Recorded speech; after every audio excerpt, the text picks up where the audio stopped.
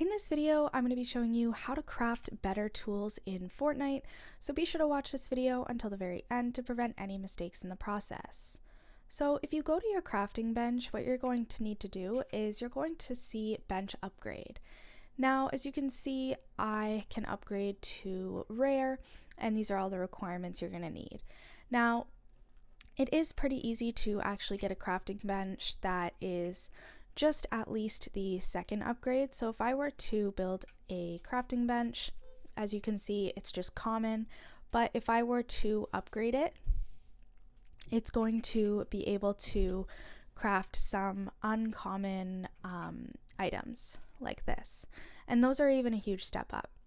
Now, all you're going to need to actually upgrade for the second one is to actually have the shells, and the shells are used from killing the rollers that are in the game, and there are videos to do that as well, so be sure to watch those. But that's all there is to it. Be sure to leave a like, comment, and subscribe to the channel. Thanks for watching. See you in the next video.